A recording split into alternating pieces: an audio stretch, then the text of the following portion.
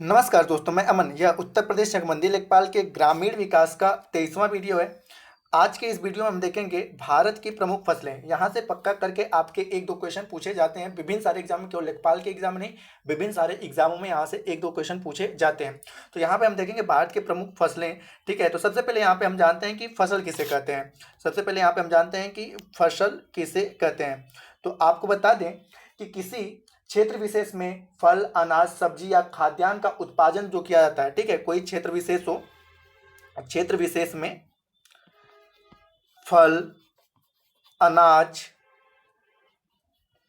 सब्जियों का उत्पादन, सब्जियों का जो उत्पादन होता है, ठीक है, किसी क्षेत्र विशेष में फल, अनाज और सब्जियों का उत्पादन जो किया जाता है उसे हम क्या कहते हैं, फसल कहते हैं। ठीक है, तो यहाँ पे फसल किसे कहते हैं, तो किसी क्षेत्र विशेष में फल, अनाज या सब्जियों का जो आप कोई उत्पादन करते हो उसे फसल कहा जाता है। अब यहाँ पे हम ये जानते हैं कि फसल उत्पादन करने वाले विज्ञान को क्या कहा जाता है। तो यहाँ पे होता है कि कृषि विज्ञान की वह शाखा जिसके अंतर्गत हम लोग फसलों का अध्ययन करते हैं। कृषि विज्ञान की वह शाखा जिसके अंतर्गत हम लोग फसलों का अध्ययन करते हैं उसे हिंदी में हम लोग सस्य विज्ञान कहते हैं। हिंदी में सस्य विज्ञान। तो सस्य विज्ञान क्या है, तो कृषि विज्ञान की वह शाखा जिसके अंतर्गत हम लोग फसलों का अध्ययन करते हैं। ठीक है, फसलों का अध्ययन करते हैं उसे हम क्या कहते हैं, सस्य विज्ञान कहते हैं। और इसी को हिंदी में कहा जाता है एग्रोनोमी। ठीक है, एग्रोनोमी कहा जाता है, या हिंदी में आपका एग्रोनोमी। ठीक है, एग्रोनोमी। तो आपसे अगर पूछा आ जाए कि किस विज्ञान के अंतर्गत फसलों का अध्ययन किया जाता है, तो हिंदी में अगर आप पूछे तो सस्य विज्ञान, और अंग्रेजी में अगर आपसे पूछे तो एग्रोनोमी, AGRONOMI। एग्रोनोमी के अंतर्गत हम क्या करते हैं कि फसलों का अध्ययन करते हैं। ठीक है, जिसे हम लोग फसल उत्पादन किया जाता है, फसलों के अध्ययन से हम लोग फसल उत्पादन में वृद्धि करते हैं, जिसको हम लोग हिंदी में सस्य विज्ञान और इंग्लिश में एग्रोनोमी के नाम से जानते हैं। अब यहाँ से अगर आपसे कोई पूछे कि एग्रोनॉमी का जनक किसे कहा जाता है, ठीक है, एग्रोनॉमी का जनक किसे कहा जाता है, तो यहाँ पे एक व्यक्ति आते हैं, पीटर डिकेंसजी। ठीक है, तो पीटर डिकेंसजी को हम लोग क्या कहते हैं, एग्रोनॉमी या सस्य विज्ञान का जनक कहा जाता है। ठीक है, तो पीटर डिकेंसजी का भी नाम आप याद रख सकते हैं कि, और यहाँ पे कि फसल विज्ञान का अध्ययन क्या कहलाता है, तो सस्य विज्ञान या एग्रोनॉमी। और फसल विज्ञान का पिता, ठीक है, या एग्रोनॉमी का पिता किसे कहा जाता है, तो पीटर डिकेंसजी को कहा जाता है आपका फसल विज्ञान का पिता। अब यहाँ पे हम जानते हैं कि भारत की प्रमुख फसल ऋतुएं। तो ठीक है, तो यहाँ पे भारत की प्रमुख फसल ऋतुएं। ठीक है, तो आपको बता दें कि भारत में मुख्य रूप से 3 फसल ऋतु होती है। सबसे पहला आपका आता है रबी का, उसके बाद आपका आता है जायद का, और उसके बाद आपका आता है खरीफ का। ठीक है, तो यहाँ पर हम जानते हैं कि इन तीनों के बुआई का समय क्या है, कटाई का समय क्या है, और इसके अंतर्गत कौन कौन सी फसलें आती हैं। तो सबसे पहले हम लोग शुरू करते हैं रबी की फसल से। तो यहाँ पे सबसे पहले आपका रबी का फसल, अगर इसके बुआई की बात की जाए, ठीक है, तो अगर इसके बुआई की बात की जाए तो बुआई इसकी की जाती है, बुआई इसकी जो की जाती है वो की जाती है आपका, रबी के फसल की जो बुआई की जाती है वो आपकी की जाती है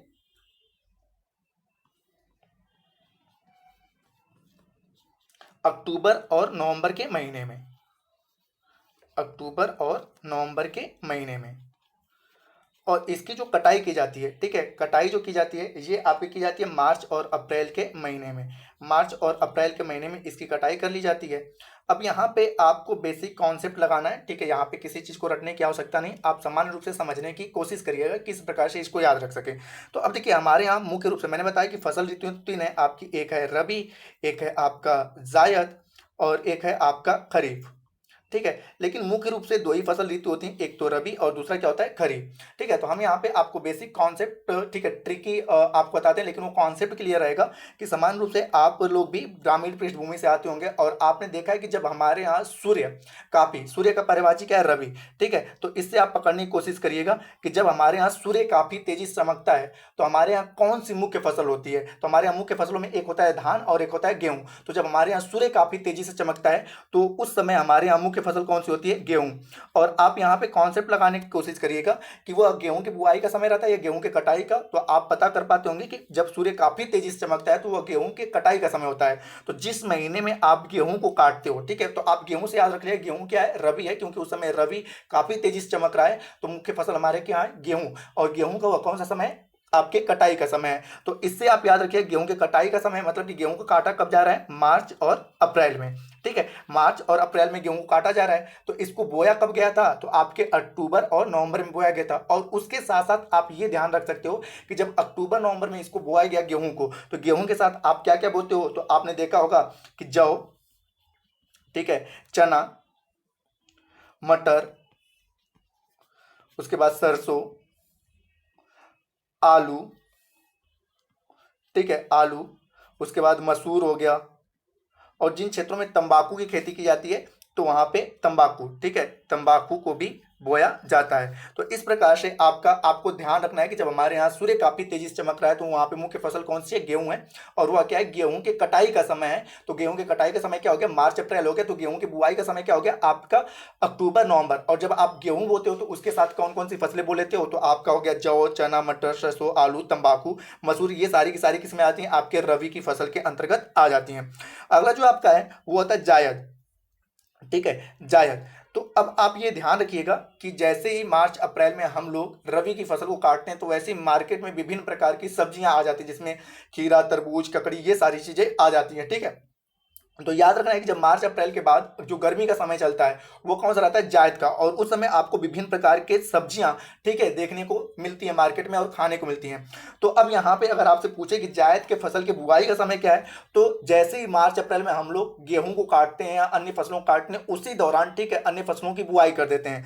तो यहाँ पर जायद के बुआई का समय क्या आ जाएगा आपका, मार्च से अप्रैल।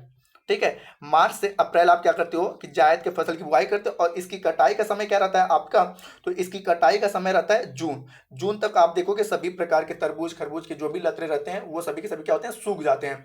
तो एक चीज याद रखिएगा कि जब मई जून में आपको विभिन्न प्रकार के जो भी सब्जियां और फल फ्रूट्स ये खाने को मिलते हैं वो सभी के सभी क्या है आपके जायद के। तो इसके अंतर्गत आते क्या है, तो आप लोग देखते होंगे उस समय गाँव में रहते हैं उड़द, मूंग, तरबूज, खरबूज, ठीक है, खरबूज, लौकी, खीरा, ककड़ी, ठीक है, ककड़ी, ये सारी आपको सब्जियां उस समय देखने को मिलती हैं। तो आप सामान्य रूप से एक कॉन्सेप्ट क्लियर करिएगा कि रबी के बाद अगला क्या होना आएगा, जो विभिन्न प्रकार के सब्जियों का समय रहता है। ठीक है, रबी की फसल की कटाई की जाती है मार्च अप्रैल में, तो उसी दौरान जायद की फसल की बुआई कर दी जाती है। और मई जून में हमें तरबूज, खरबूज, खीरा, ककड़ी ये सारी चीजें देखने को मिलते हैं। और उसके बाद जून में यह फसलें पूर्ण रूप से क्या होती हैं, समाप्त हो जाती हैं, सूख जाती हैं। ठीक है, तो ये आपके जायद के फसल की कटाई का समय हो जाता है। इसके बाद आपकी जो प्रमुख फसल ऋतु आती है वो रहती है आपका खरीफ। ठीक है, तो अब यहाँ पे जून हो गया, तो जून के बाद खरीफ के फसल की जो बुआई होती है तो आप देखते हैं हल्का हल्का खरीफ के फसल में मुख्य फसल क्या है, धान। और धान को मुख्य रूप से क्या चाहिए होता है आपको, पानी। ठीक है, और हमारे यहाँ मानसून का आगमन कब होता है, तो आप देखते हो कि जून के पहले वीक में, ठीक है, जून के पहले वीक में तो मानसून का आगमन होता है, जिससे हम क्या करते हैं धान की ठीक ठाक बुआई कर लेते हैं। तो बुआई का समय इसका क्या होता है, जून जुलाई। ठीक है, जून जुलाई इसके बुआई का समय हो जाता है।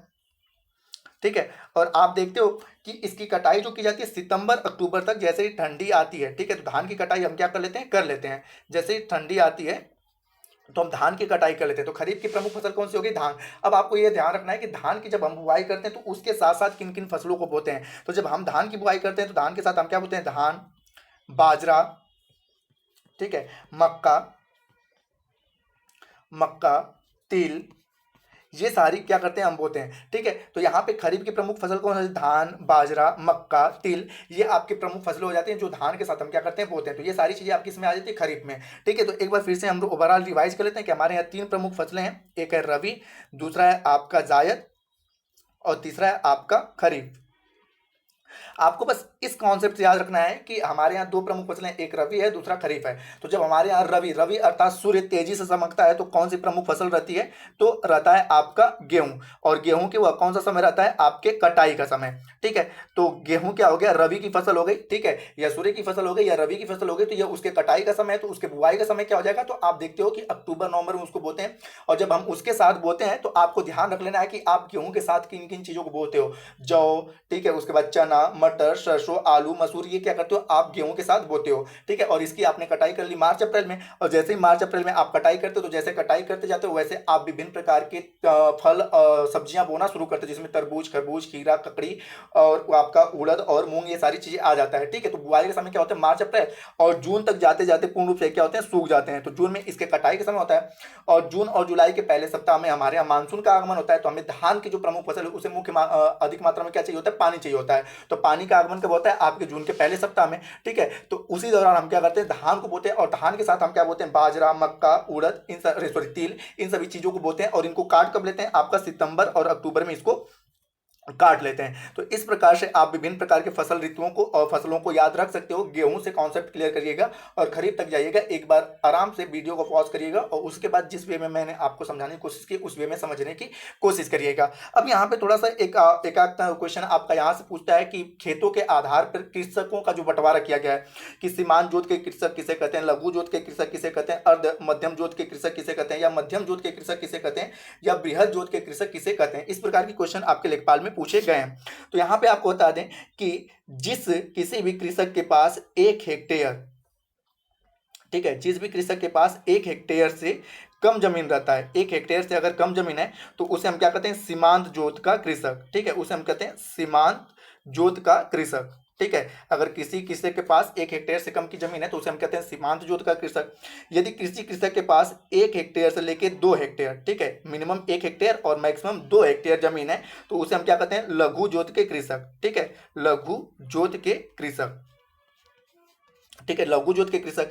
यदि किसी कृषक के पास मिनिमम 2 हेक्टेयर और मैक्सिमम 4 हेक्टेयर भूमि है, ठीक है, मिनिमम 2 हेक्टेयर और मैक्सिमम 4 हेक्टेयर है तो उसे हम कहते हैं अर्ध मध्यम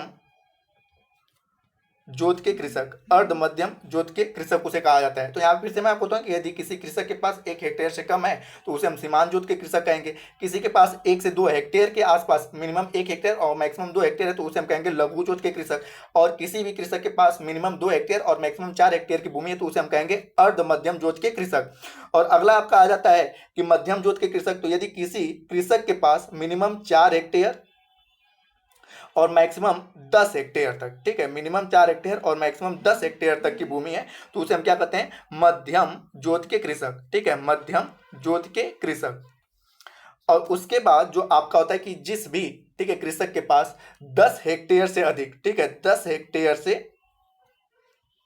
अधिक, ठीक है, खेत होता है, जिस भी किसी कृषक के पास 10 हेक्टेयर से अधिक का खेत होता है उसे हम कहते हैं बृहद जोत के कृषक, ठीक है, बृहद जोत के कृषक। तो इस प्रकार के भी क्वेश्चन पूछ लिया जाता है। तो एक बार फिर से मैं बता देता हूं कि यदि किसी कृषक के पास 1 हेक्टेयर से कम खेत है तो उसे हम कहेंगे सीमांत जोत। यदि किसी कृषक के पास मिनिमम 1 हेक्टेयर और मैक्सिमम 2 हेक्टेयर तो उसे हम कहेंगे लघु जोत। और किसी कृषक के पास मिनिमम 2 हेक्टेयर और मैक्सिमम 4 हेक्टेयर है तो उसे हम कहेंगे अर्ध मध्यम जोत। और जब किसी कृषक के पास मिनिमम 4 हेक्टेयर और मैक्सिमम, ठीक है, आपका 10 हेक्टेयर हो जाता है तो उसे हम कहते हैं मध्यम जोत के कृषक। और जब किसी कृषक के पास 10 हेक्टेयर से अधिक भूमि होती है तो उसे हम कहते हैं बृहद जोत के कृषक। तो दोस्तों यह वीडियो आपको पसंद आया तो वीडियो को लाइक करें, कमेंट करें तथा अपने दोस्तों के साथ शेयर करें तथा इस चैनल पर नए हैं तो चैनल को सब्सक्राइब अवश्य करें। जल्दी मिलते हैं नेक्स्ट वीडियो में, तब तक के लिए धन्यवाद।